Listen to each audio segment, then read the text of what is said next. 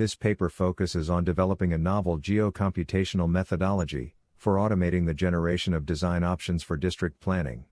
The knowledge contribution focuses on the ability of the planners and designers to interact with and override the automated process. This approach is referred to as Agile automated modeling.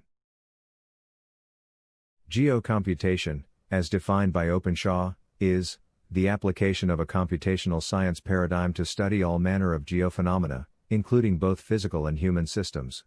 This research looks at geo-computational workflows that generate large-scale urban design proposals. We believe that in order to make automation useful for tasks such as planning, Agile approaches have to be developed.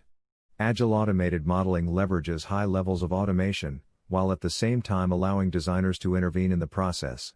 The approach encourages designers to create their own customized automated processes for generating design options.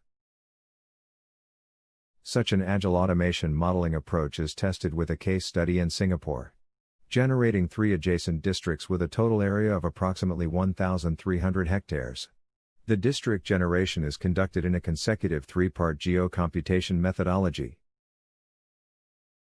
The image shows the district planning workflow that was developed for generating urban models. The Agile Automate approach allows designers to intervene at various points, in order to modify or override the generated outputs.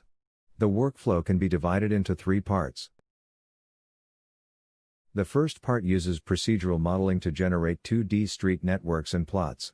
The initial data was extracted from ArcGIS Pro. For generating the street networks and plots, SideFX Houdini was used. The second part uses rule-based modeling to generate 3D models of building massing and street models. In this case, 2 different tools were explored, Houdini and City Engine. In the final step, the generated data is imported back into ArcGIS Pro.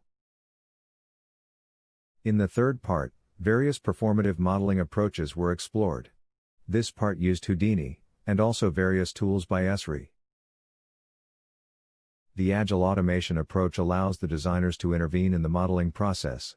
In Part 1, the designer can use procedural modeling to generate a variety of street networks and plot layouts. In Part 2, the designer selects certain outputs from Part 1 and uses them to generate more detailed models. In this part, the designer again gets further opportunities to explore many options. In Part 3, the designer selects certain outputs from Part 2 and applies various performative modeling tools. Let's start with Part 1 procedural modeling using Houdini. The diagram shows procedural modeling method for one district. It starts with a district boundary and any pre-existing conditions. For example, expressways and major arterial roads are considered as pre-existing conditions. The designer then specifies certain key nodes as primary and secondary urban nodes. A designer can easily explore different options by modifying the positions of these nodes, and then regenerating the model. Based on these inputs, street networks and land parcels are generated.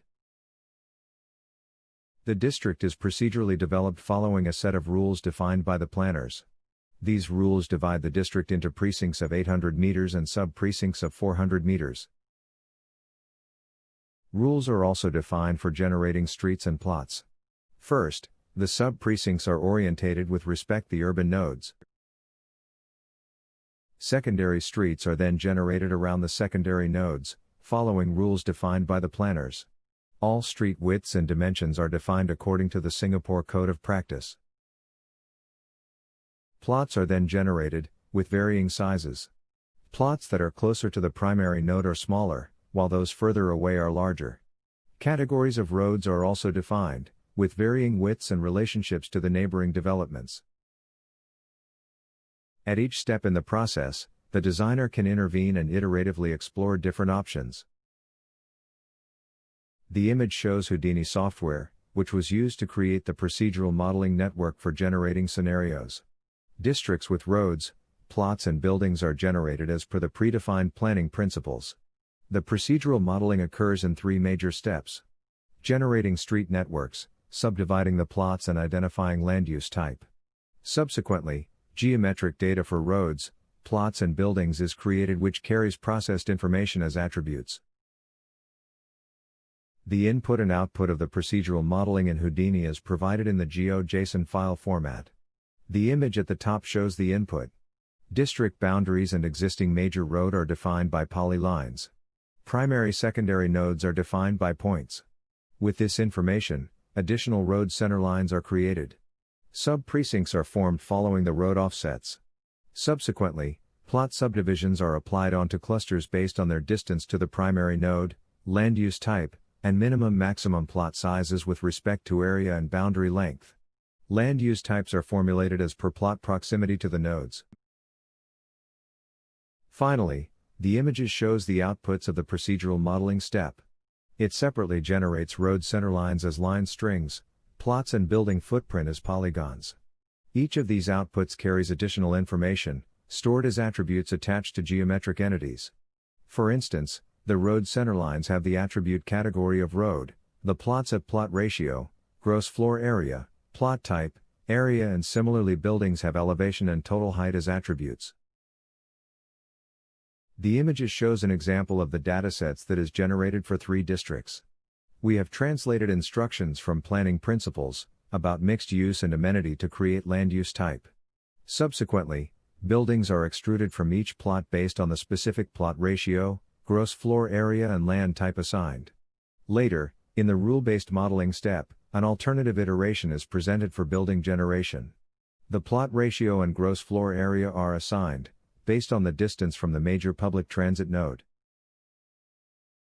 Next, we will look at Part 2 rule-based modeling. During the research, both the Houdini methodology and City Engine methodology were explored. Here we'll focus on the City Engine methodology. City Engine uses a shape grammar language called CGA to generate 3D geometry.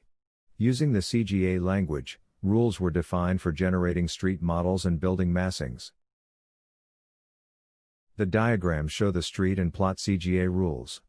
Street CGA rules are applied on road centerlines to create detailed street models. Similarly, plot CGA rules are applied to generate building massings. In both cases, the rules have been designed to take into account local planning regulations and guidelines.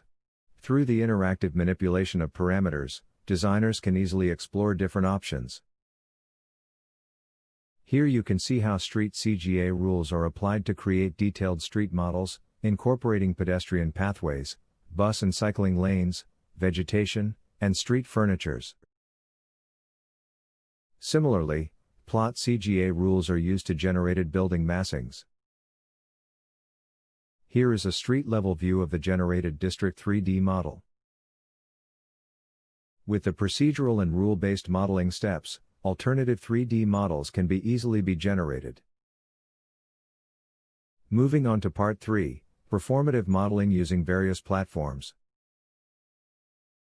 In the third part of our geo-computation methodology, the generated 3D urban models are exported to various platforms such as City Engine, ArcGIS Pro, Houdini and WebGIS for analysis and visualization. The CGA embedded model can be converted to a multi-patch data type, in file geodatabase format within City Engine. This is imported into Houdini for running simulations, such as solar irradiance and wind analysis for the buildings.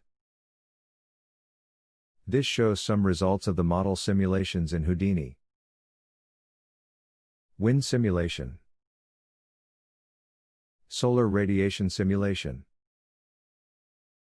Using the City Engine web scene export, the model can be published on web platforms. ArcGIS Pro can also publish the web scene directly to ArcGIS Online. Such online tools support various types of collaborative decision-making. The models can also be further evaluated using a variety of analysis methods.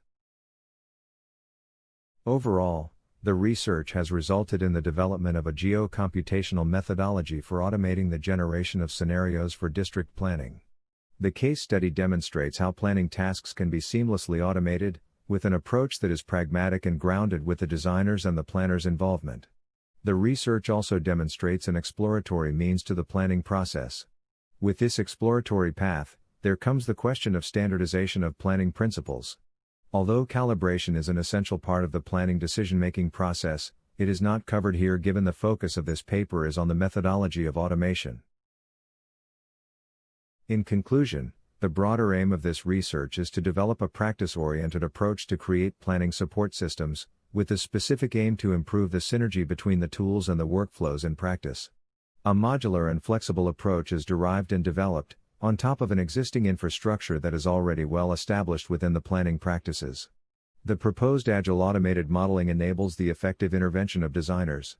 It satisfies the requirements of flexible iteration and maintains a high level of control over the output. Furthermore, the development of automation procedures needs to acknowledge the point of view of planners and designers. This requires further exploration of potential methods to provide this inclusivity and automation. Simultaneously, ways of visualizing 3D data have to be evolved towards engaging dialogues among decision makers, who can think and plan for the complexities of future cities. We have reached the end of this video. Thanks for watching. For more information, please do contact us at Design Automation Lab. This video was generated using codesteamer.com.